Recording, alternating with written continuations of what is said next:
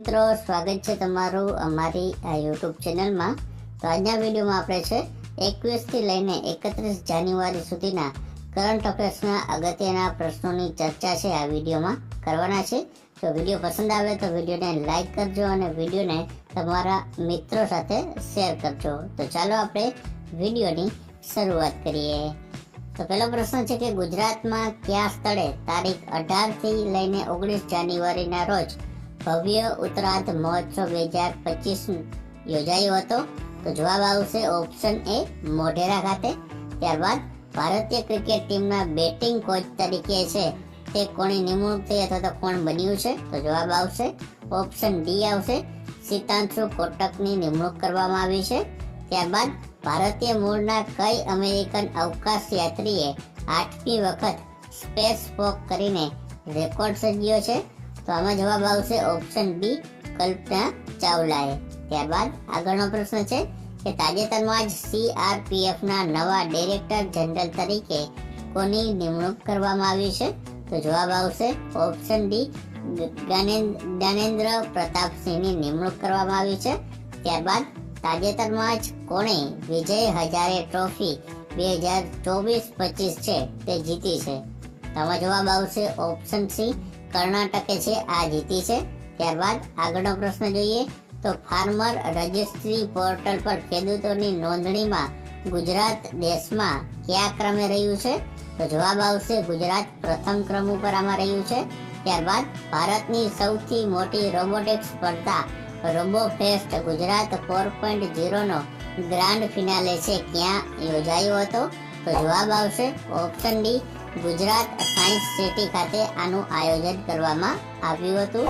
ત્યારબાદ આ વર્ષે મહિલા અને બાળ વિકાસ મંત્રાલય દ્વારા છે બેટી બચાવો બેટી પઢાઓ યોજનાની કેટલામી વર્ષગાંઠની ઉજવણી કરવામાં આવી રહ્યું હતું? તો જવાબ આવશે 10મા નંબરની. ત્યારબાદ દેશનો પ્રથમ વર્ટિકલ લિફ્ટ અપ બ્રિજ કયા રાજ્યમાં બનાવવામાં આવી રહ્યો છે? તો જવાબ આવશે ઓપ્શન ડી તમિલનાડુ રાજ્યમાં. ત્યારબાદ દેશની જે ટીમ છે જે પીડી એટલે કે ફિઝિકલી ડિસેબલ જે ચેમ્પિયન ટ્રોફી 2025 છે તે કોણે જીતી છે?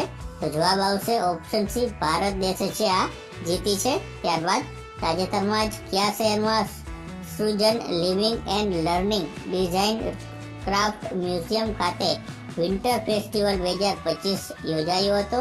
તો જવાબ આવશે ઓપ્શન બી ભુજ ખાતે છે આનું આયોજન કરવામાં આવ્યું હતું. ત્યારબાદ તાજેતરમાં જ સમાચારમાં રહેલ સુભાષચંદ્ર બોઝ આપદા પ્રબંધન પુરસ્કારની સ્થાપના ક્યારે કરવામાં આવી હતી? તો જવાબ આવશે ઓપ્શન ડી વર્ષ 2022માં કરવામાં આવી હતી. ત્યારબાદ કઈ થીમ દર્શાવતી ગુજરાતની ઝાંખી 76મા પ્રજાસત્તાક દિને દિલ્હીમાં દર્શાવવામાં આવશે? તો જવાબ આવશે ઓપ્શન બી કીર્તિ તોરણ દર્શાવતી ઝાંખી છે તે પ્રજાસત્તાક દિનના દિવસે જે પરેડ યોજાશે તેમાં દેખાડવામાં આવશે. આજનો પ્રશ્ન તાજેતરમાં જ 15મા રાષ્ટ્રીય મતદાતા દિવસની રાજ્ય કક્ષાની ઉજવણી ક્યાં કરવામાં આવશે? તો જવાબ આવશે option C Gujarat national law university ખાતે.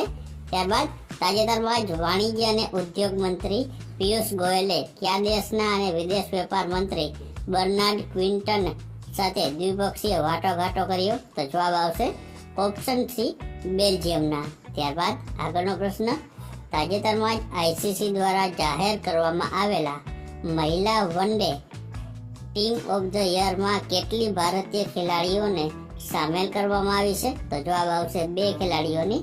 તેમાં છે સ્મૃતિ મંધના અને દીપ્તિ શર્માનો સમાવેશ કરાયો છે. ત્યારબાદ આગળનો પ્રશ્ન કે 26મી જાન્યુઆરી 2050ના રોજ કેટલામાં પ્રજાસત્તાક દિવસની ઉજવણી કરાશે? તો જવાબ આવશે 76મા નંબરના. ત્યારબાદ તાજેતરમાં જ કેન્દ્રીય કેબિનેટે નેશનલ હેલ્થ મિશનને વધુ કેટલા વર્ષ માટે છે લંબાવવા કેબિનેટે મંજૂરી આપી છે? તો જવાબ આવશે 5 વર્ષ માટે. ત્યારબાદ આગળનો પ્રશ્ન કે ભારત સરકાર દ્વારા 2025માં કેટલા લોકોને પદ્મ વિભૂષણ પુરસ્કાર આપવામાં આવશે? તો જવાબ આવશે 7 જેટલા પદ્મ વિભૂષણ પુરસ્કાર આપવામાં આવશે. ટોટલ 139 આપવામાં આવશે, જેમાં પદ્મ ભૂષણ 7, પદ્મ વિભૂષણ 7, પદ્મભૂષણ 19 અને છે પદ્મશ્રી 113. ત્યારબાદ આગળનો પ્રશ્ન કે કેન્દ્ર સરકારે દેશમાં શિક્ષણની ગુણવત્તા સુધારવા માટે દેશભરમાં કેટલી નવી સૈનિક શાળાઓ ખોલશે? તો જવાબ આવશે ઓપ્શન બી 100 જેટલી. ત્યારબાદ આગળનો પ્રશ્ન ભારતીય વાયુસેનાની કઈ એરોબેટિક ટીમ છે ટીમ દ્વારા છે એરોબેટિક પ્રદર્શન કરાયું છે? તો જવાબ આવશે ઓપ્શન એ સૂર્યકિરણ નામની ટીમે.